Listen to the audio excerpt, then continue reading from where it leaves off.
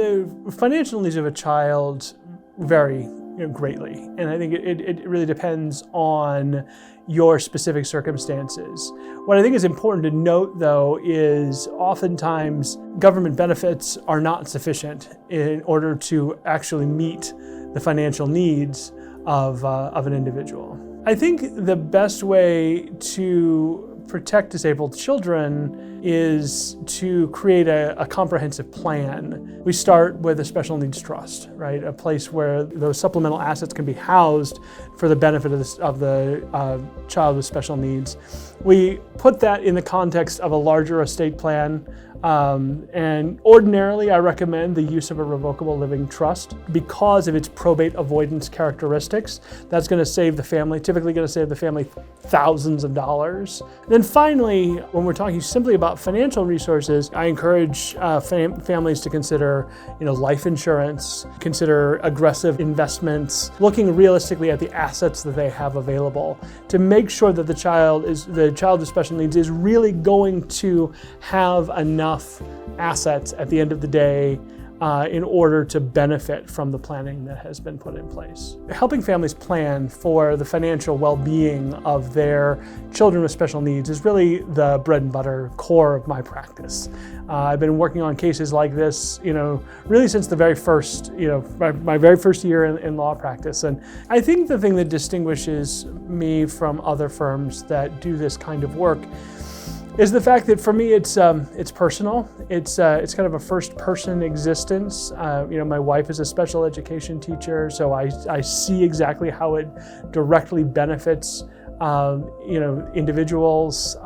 And again, I have a son on the autism spectrum, so it's not just an academic exercise for me. It's something that's real and concrete, and I see the families that it benefits. I think that financial security planning for children with special needs is an area that unfortunately gets overlooked. I think many people that have children with special needs are not aware of the risk that they're assuming on behalf of their children with special needs. The problem is that there's not enough people out there educating families about what they need to be doing, or at least the questions they need to be asking.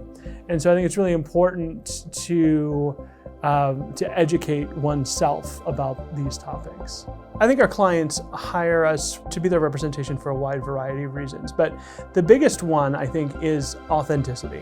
We limit the number of clients we take in on a monthly basis because we want to spend the adequate amount of time with each client to make sure that we really understand you, we understand your circumstances, and we're not shipping out the same set of documents for every client, but it's highly personalized. The other thing that I think a lot of clients really enjoy is the fact that we're very educationally focused. We want you as a client to be empowered to understand what we're doing and why we're doing it. I don't adopt a prescriptive approach. I'm not here to tell you what you need. I'm here to help you understand exactly what the options are to achieve the goals that you have. I think our current and past clients would both agree that they had an exemplary experience. I think that they would genuinely say that they were met with caring and compassion, that they were heard and listened to, and they achieved exemplary results.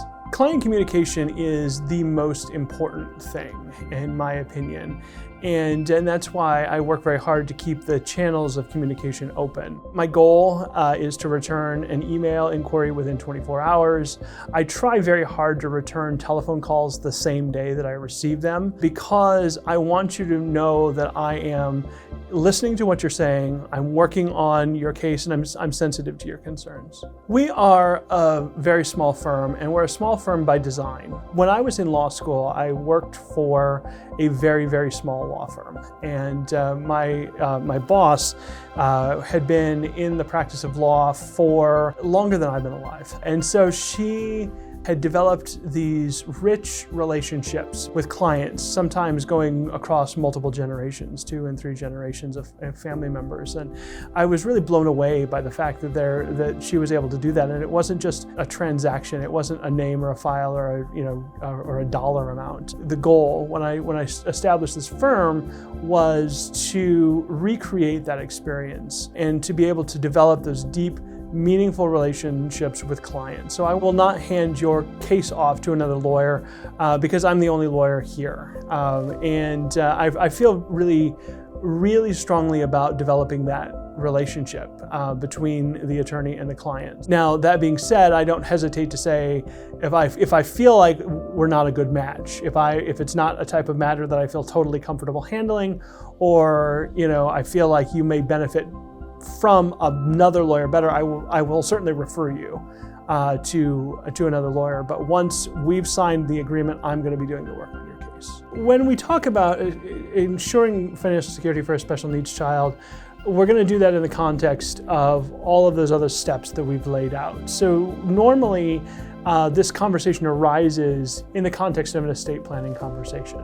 So we may have already talked before you come into the office about setting up a special needs trust, for instance. That very often comes up on a telephone call or something. With that knowledge in hand, it'll inform the rest of the conversation. So we're going to talk about your family situation. We're going to talk about your goals, your assets, how all of those pieces fit together. It's important, certainly that I know about these kind of concerns in advance, because it is likely going to change the advice that I give you.